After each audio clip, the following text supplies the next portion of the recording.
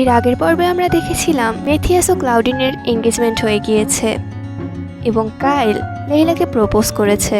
এরপর থেকে কাইল প্রতিদিনই লেইলাকে রাজি করানোর জন্য তাদের বাসায় আসতে শুরু করে এবং আজও তার ব্যতিক্রম হয়নি। কাইল লেইলার কাছে এসে বলে, দেখো লেইলা, আজকের আবহাওয়াটা কত বেশি সুন্দর, বিয়ে করার জন্য একদম পারফেক্ট, চলো আমরা বিয়ে করে ফেলি। এর উত্তরে লেইলা বলে, না, আমি তোমাকে বিয়ে করব না কাইল। যেটা শুনে কাইল বলে, ঠিক আছে, আজকের মতো রিজেকশনটা আমি নিয়ে নিলাম, আগামীকাল আমি আবার চেষ্টা করব।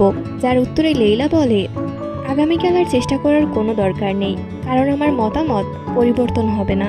এটা শুনে কাইল মনে মনে অনেক কষ্ট পায়, কিন্তু তবুও সে হাল ছাড়ে না। সে লেইলার পিছু পিছু ছুটতে ছুটতে বলে, কিন্তু মানুষ বলে সময়ের সাথে সাথে মানুষের মনের পরিবর্তন ঘটে। অন্যদিকে আঙ্কেল বিলের কাইলের অবস্থা থেকে বেশ খারাপ লাগতে থাকে। আঙ্কেল বিল যখন প্রথমেই ঘটনা জানতে পারে তখন সে বেশ ক্ষেপে গিয়েছিল। সে তখন ডক্টর এডম্যানের সাথে দেখা করতে যায় এবং তাকে সমস্ত ঘটনা খুলে বলে, কিন্তু সে অবাক হয়ে যায় যখন সে জানতে পারে ডক্টর এডম্যান এ ব্যাপারে সবকিছুই জানে এবং তার এই বিয়েতে সম্পূর্ণ মত রয়েছে। ডক্টর এডম্যান তখন তাকে আরও বলে, আমার মনে হয় লেইলা কাইলের জন্য একদম পারফেক্ট একজন মানুষ। যদিও আমি প্রথম দিকে অনেক বেশি দ্বিধাগ্রস্ত ছিলাম, কিন্তু কাইলের কথা শুনে আমি অনেক বেশি আশ্বস্ত হয়েছি। সে আমাকে বলেছে লেইলা তার জন্য সবচেয়ে বেশি গুরুত্বপূর্ণ। ডক্টর এডম্যান তখন তাকে আরও জানায় বিয়ের পরে সে লেইলাকে কলেজে পড়াতে চায় এবং পড়ার সম্পূর্ণ খরচ এডম্যান ফ্যামিলি বহন করবে। তার এই সকল কথা শোনার পরেও আঙ্কেল বিল অনেক বেশি দ্বিধাগ্রস্ত ছিল। তিনি মনে করেছিলেন কাইলের মন হয়তোবা কিছুদিন পরে পরিবর্তন হয়ে যাবে, কিন্তু সে অবাক হয়ে লক্ষ্য করে দিন যত বেশি অতিবাহিত হচ্ছে সে নিজের মতামতের উপর অত বেশি কঠোর হচ্ছে। তার মনে হতে থাকে কাইল হয়তোবা লেইলার জন্য একজন যোগ্য মানুষ হবে এবং সে তখন ব্যাপারটা নিজের হাতে নেওয়ার সিদ্ধান্ত নেয়। একদিন সন্ধ্যায় ডিনার শেষ করার পরে সে লেইলাকে জানায়, কাইল এবং তোমার ব্যাপারে আমার পুরোপুরি মত রয়েছে। যেটা শুনে লেইলা বলে, আমার মতো কেউ একজন কাইলকে বিয়ে করার কথা ভাবা অনেক বেশি হাস্যকর। আমি কেবল ওর পরিবারের জন্য লজ্জা নিয়ে আসব। তার কথা শুনে তার আঙ্কেল তাকে জিজ্ঞেস করে সে এভাবে কেন চিন্তা করছে, সে কি কাইলকে পছন্দ করে না?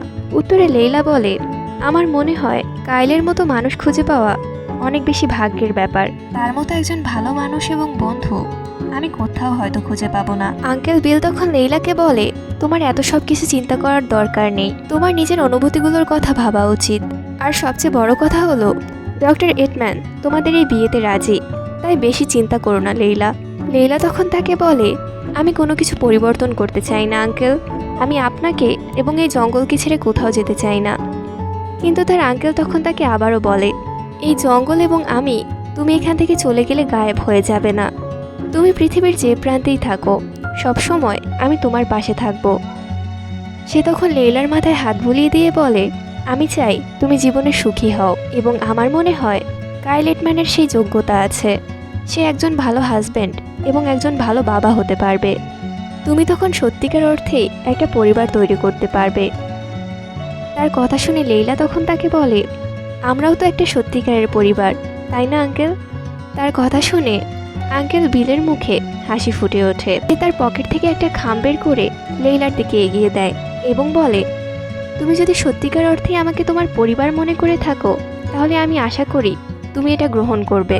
লেইলা তখন খামটা খুলে দেখতে পায় তার ভেতরে কিছু টাকা রয়েছে। লেইলাকে কলেজের ভর্তি পরীক্ষা দেওয়ার জন্য রাজধানীতে যেতে হবে। আঙ্কেল বিল তার খরচের জন্য খামে করে কিছু টাকা দিয়েছে। দেখতে দেখতে লেইলা এবং কাইলের ভর্তি পরীক্ষার দিন চলে আসে। কাইল মনে মনে ভাবতে থাকে সে এবার লেইলাকে দেখিয়ে দেবে সে কতটা নির্ভরযোগ্য একজন মানুষ। তারা ট্রেন স্টেশনে ট্রেনের জন্য অপেক্ষা করতে থাকে এবং কিছুক্ষণের মধ্যেই সেখানে ট্রেন চলে আসে। লেইলা ট্রেনে উঠতে গিয়ে হঠাৎ করেই থমকে দাঁড়ায়। তার সেদিনের কথা মনে পড়ে যায় যেদিন সে প্রথমে এখানে ট্রেনে করে এসেছিল, আর আজ এই ট্রেনে করেই সে নিজের জীবনের নতুন একটা অধ্যায় শুরু করতে যাচ্ছে। লেইলা তখন অনেক বেশি আবেগ আপ্লুত হয়ে পড়ে। অপরদিকে মেথিয়াস, যে কিনা অনেক বেশি দক্ষ একজন অফিসার ছিল, তার এভাবে অগ্রিম ডিসচার্জের নোটিসে কেউই তেমন একটা খুশি হতে পারছিল না। তারা সবাই তার জন্য বেশ আফসোস করছিল এবং বলছিল সে আরও কিছুদিন থেকে গেলে ভালো হতো।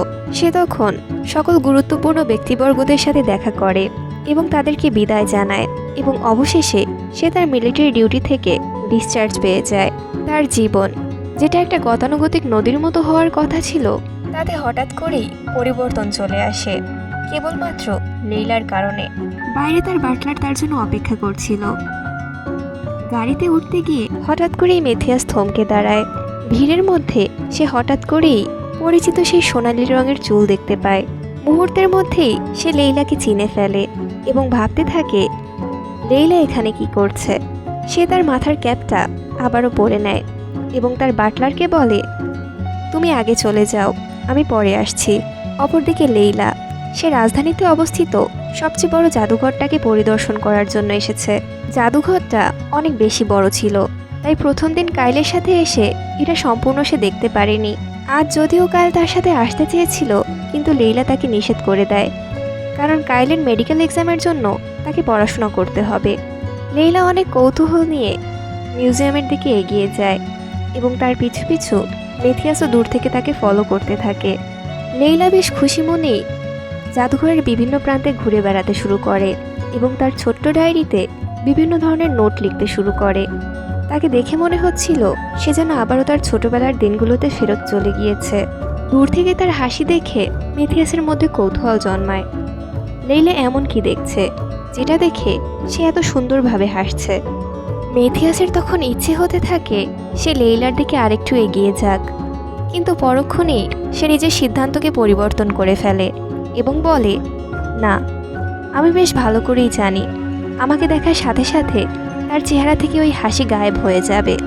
মিউজিয়ামে ঘুরতে ঘুরতে লেইলা এমন একটা জায়গায় চলে আসে যেখানে অনেক বড় একটা আর্টিফিশিয়াল গাছ ছিল এবং সেই গাছ থেকে অনেক সুন্দর সুন্দর পাখি ঝুলেছিল এবং সেই গাছের ডাল থেকে অনেক সুন্দর ক্রিস্টালের পাখি ঝুলেছিল, যেটা দেখে লেইলা অনেক বেশি মুগ্ধ হয়ে যায়। লেইলার পাখিগুলোকে স্পর্শ করার ইচ্ছে হয়, কিন্তু পাখিগুলো অনেক বেশি উঁচুতে ঝুলে থাকার কারণে সে তা করতে পারছিল না।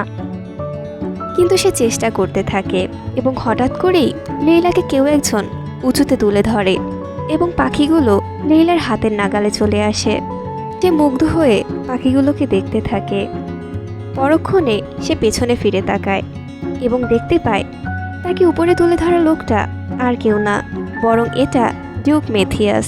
মেথিয়াস তখন যত্ন সহকারে লেইলাকে আবারও মাটিতে নামিয়ে দেয় এবং তার ইচ্ছে না থাকা সত্ত্বেও সে লেইলাকে ছেড়ে দেয়। লেইলা মেথিয়াসকে দেখার সাথে সাথেই তার কাছ থেকে দূরে গিয়ে দাঁড়ায়। আর আবারও সেই দিনটার কথা মনে পড়ে যায়, যে দিনটার কথা সে অনেক বেশি ভুলতে চাইছিল। লেইলা মনে মনে ভাবতে থাকে, এতক্ষণ যাবৎ সে আমার পিছু পিছু হাঁটছিল আর এখন সে আমার সামনে হাঁটছে। লেইলার এক মুহূর্ত এই লোকটার সাথে থাকতে ইচ্ছে হচ্ছিল না, কিন্তু সম্মানের খাতিরে সে চলেও যেতে পারছিল না। কোনো কিছু না বলেই মেথিয়াস হাঁটতে থাকে। লেইলা বুঝতে পারছিল না সে কোথায় যাচ্ছে।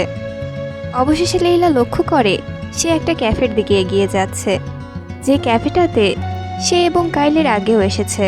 লেইলা দেখতে পায় সেখানে অনেক বেশি লোক আছে এবং মেথিয়াস সেখানে যাওয়ার সাথে সাথেই সবাই তাকে লক্ষ্য করে ফিসফাস কথা শুরু করে দিয়েছে। লেইলা মনে মনে ভাবতে থাকে, সে যদি মেথিয়াসের সাথে এখানে বসে তাহলে তাকে এবং মেথিয়াসকে নিয়ে কোনো ধরনের গুজব বের হতে পারে। সে তখন মেথিয়াসকে জানায়, মহামান্য ডিউক, আমি এখন চলে যেতে চাই, এবং সে তাকে সম্মান প্রদর্শন করে ঘুরে চলে যাচ্ছিল, কিন্তু মেথিয়াস তার সামনে এসে তার পথ রোধ করে দাঁড়ায়। যা দেখে লেইলা তাকে জিজ্ঞেস করে, কোনো সমস্যা? মেথিয়াস তখন বলে, আমি চা খেতে চাই। উত্তরে লেইলা বলে, আমি সেটা চাই না, আমি এখানে এক মুহূর্তও থাকতে চাচ্ছি না ডিউক।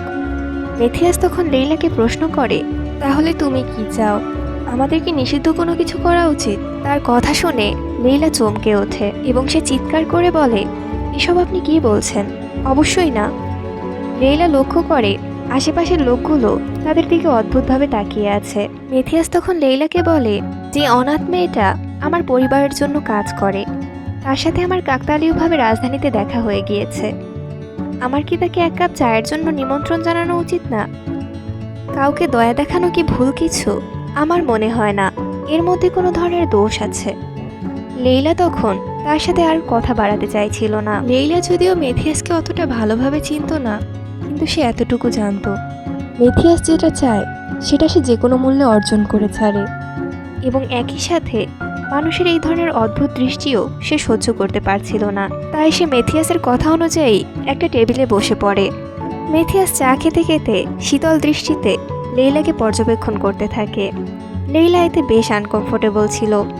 নীরবতার কারণে লেইলার যেন দম বন্ধ হয়ে আসছিল। তাই এই নীরবতা কাটানোর জন্য লেইলা কিছু বলার সিদ্ধান্ত নেয়। লেইলা মেথিয়াসকে বলে সে তাকে জাদুঘরে দেখবে, এটা সে কখনো ভাবেনি। কিন্তু লেইলার কথার উত্তর না দিয়ে মেথিয়াস তাকে পাল্টা প্রশ্ন করে, তুমি এখানে কি করছো? উত্তরে লেইলা বলে সে এখানে ভর্তি পরীক্ষা দেওয়ার জন্য এসেছে। লেইলার উত্তর শোনার সাথে সাথে মেথিয়াসের ভেতর থেকে যেন একটা শীতল স্রোত বয়ে গেল। সে মনে মনে ভাবতে থাকে, গার্ডেনার যতই চেষ্টা করুক তার পক্ষে লেইলাকে কলেজে পাঠানো একেবারেই সম্ভব না। এর মানে কাইল এবং লেইলার বিয়ের ব্যাপারে যে গুজব শোনা গেছে সেটা সত্যি, আর লেইলা কাইলেটম্যানের বিয়ের প্রস্তাবে রাজি হয়েছে। হঠাৎ করেই মেথিয়াসের মেজাজ অনেক বেশি খারাপ হয়ে যায়। লেইলা তখন মেথিয়াসকে আবারও প্রশ্ন করে, আপনিও কি ইতিহাসে অনেক বেশি আগ্রহী? উত্তরে মেথিয়াস বলে, তুমি বেশ ভালো করেই জানো আমার এসবে তেমন কোনো ইন্টারেস্ট নেই। লেইলা তখন অবাক হয়ে তাকে জিজ্ঞেস করে, তাহলে সে এখানে কি করছে? উত্তরে মেথিয়াস বলে, এটা একদমই কাকতালীয় একটা ঘটনা, আর আমি জানি তুমি সেটা বেশ ভালোভাবে জানো।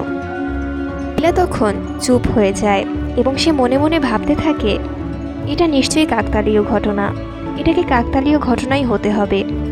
আমার মতো অনাথ মেয়ের সাথে কাকতালীয় ঘটনার থেকে বেশি কোনো কিছু হওয়া উচিত না। এটা আমাদের উভয়ের জন্যই ভালো। লেইলা তখন মেথিয়াসকে বলে, আমি কেবল একটা জিনিসই জানি ডিউক, আমার প্রতি আপনার আকাশ সমান ঘৃণা। যার উত্তরে মেথিয়াস বলে, এটা বলা যেতে পারে, কারণ এই মুহূর্তে আমি তোমাকে আমার সব কিছু দিয়ে ঘৃণা করি।